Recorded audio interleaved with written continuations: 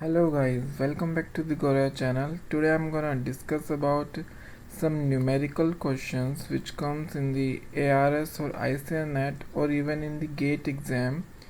So let's start. First question is Bacillus cereus divides in every 30 minutes. Bacillus cereus 30 minutes में divide कर रहा है और हमने उसको इनोकुलेट करा है विथ 100 बैक्टीरियल सेल। मतलब हमने एक कल्चर लिया है जिसमें कि 100 बैसिलस सेरस के सेल थे। उसको 3 घंटे बाद हम देख रहे हैं तो हमें पता लगाना है उसमें कितने सेल्स प्रेजेंट हो गए। तो उसका पता लगाने के लिए हमें क्या करना है, टोटल नंबर ऑफ सेल निकालने हैं।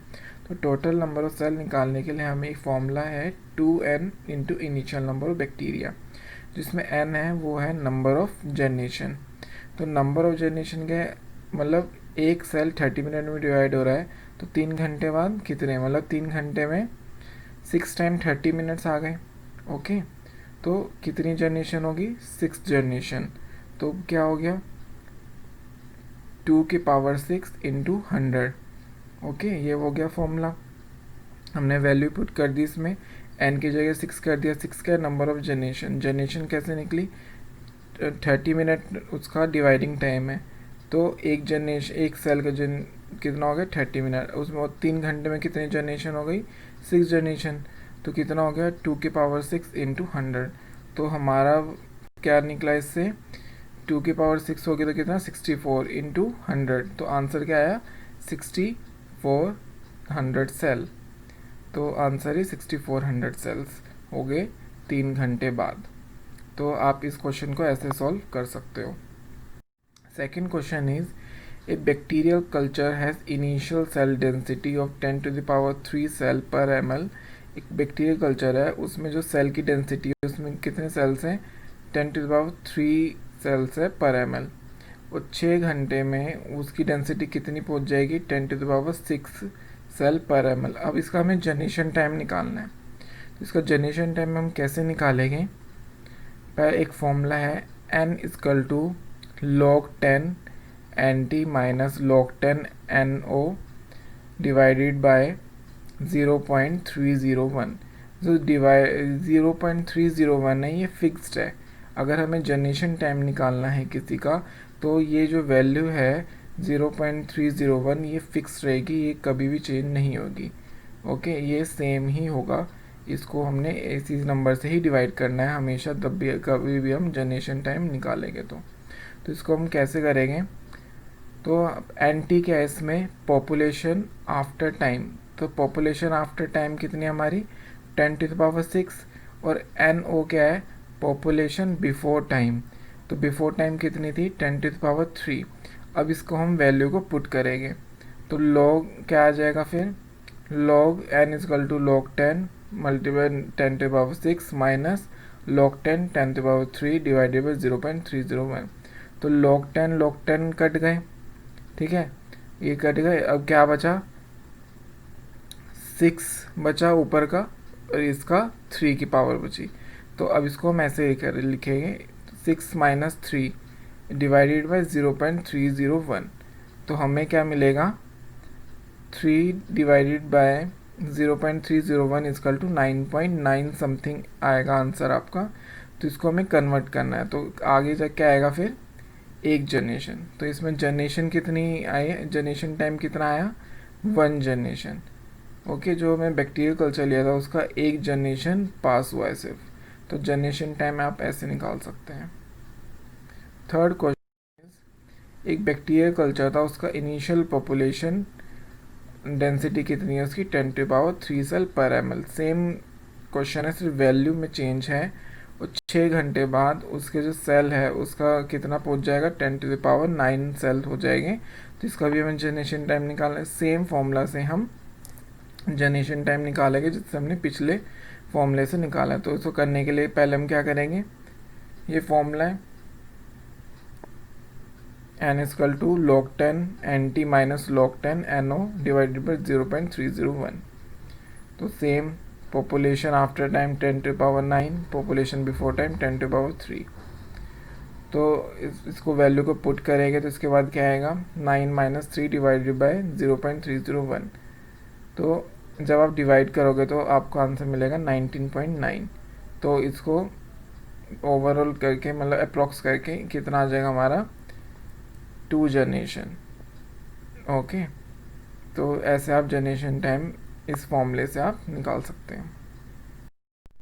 फोर्थ क्वेश्चन है, if a bacterial cell divides in every 20 minute how many bacteria will be formed in 2 hour. तो इसमें कोई भी अभी हमें जनरेशन टाइम नहीं दिया है, तो इसको पहले हमें सबसे पहले जनरेशन टाइम निकालना। अगर जनरेशन टाइम ही नहीं पता होगा हमें, तो हम कैसे निकाल सकते हैं कि एक बैक्टीरिया कितने से मल्टीप्लाई कितने उसमें डिवाइड कर रहा है, तो उसके बाद हम उसका आंसर निकाल सकते हैं।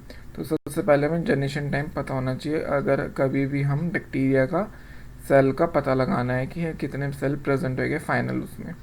तो इसमें पहले जनरेशन टाइम निकालना। जनरेशन टाइम का फॉर्मूला है number of generation equal to total time for division divided time for one division.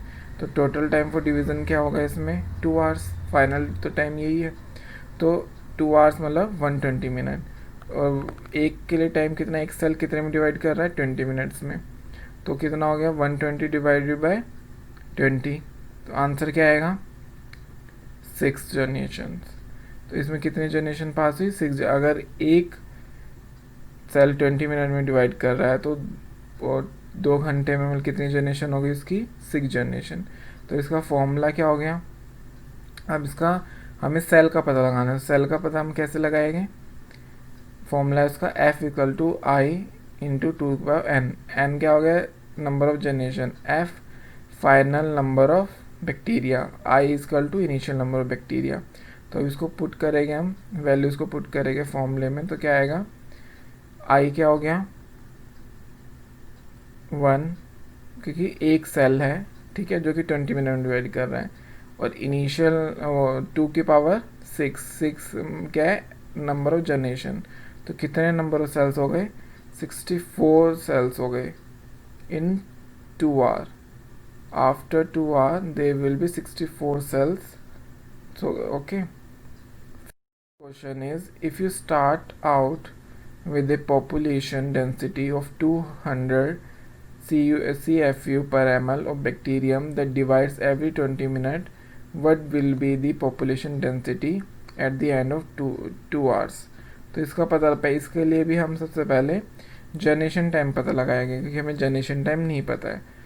Generation time का फॉर्मूला आपको पता है, total time for division divided by time for one division. तो क्या आ जाएगा इसका 6 जनरेशन, जो सेम था पिछला वही है सिर्फ। अब इसको वैल्यू को पुट करें किसमें, F equal to I into 2n। तो F हो गया final number of bacteria, I हो गया initial number of bacteria, 2n हो गया। तो अब क्या होगा, अब 200 था पहले CFU, मतलब जो इसकी डेंसिटी थी पहले कितनी थी 200 इक्वल इंटू में 2 टू पावर 6। तो क्या आएगा answer 64 into 200 equal to 12,800 CFU पर ml होगा आंसर इसका।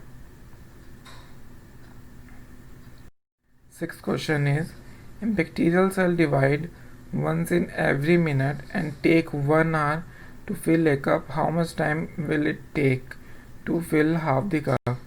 अगर एक बैक्टीरिया डिवाइड कर रहा है 1 मिनट में और उसको अब हमें एक कप भरना है, एक कप भरने में 1 घंटा लग रहा है, तो पूरा आधा कप भरने में कितना टाइम लगेगा। तो इसके लिए हमें क्या करना है, इसका है सपोज करना है हमें 1000 बैक्टीरिया है जो कि रिक्वायर्ड चाहिए, 10,000 बैक्टीरिया रिक्वायर्ड है हमें एक कप फिल करने के लिए, जिसको 1 घंटा लगेगा, that is 60 minute to form 10,000 bacteria and 5,000 bacteria are required to fill the cup. हमें सपोज करना है अगर एक 10,000 बैक्टीरिया चाहिए एक कप फिल करने के लिए, जो कि 60 मिनट में हो रहा है, और बट हमें हाफ कप भरने के लिए 5,000 बैक्टीरिया चाहिए। तो ये कब होगा, ये होगा 60 मिनट से 1 मिनट पहले ही होगा, क्योंकि अगर 5,000 बैक्टीरिया प्रेजेंट होएंगे तो कितने में, वो 1 मिनट अगर उसका डिवीज़न टाइम है, डिवाइडिंग टाइम है, तो 5,000 बैक्टीरिया 1 मिनट में कितने हो जाएंगे 10,000 हो जाएंगे। तो इसका आंसर क्या होगा 59 minutes. So answer will be 59 minute. अगर आपकी और कोई क्वेरीज है तो आप मेरे से ईमेल के थ्रू पूछ सकते हैं। Thank you for watching my video and please do subscribe my channel. Thank you.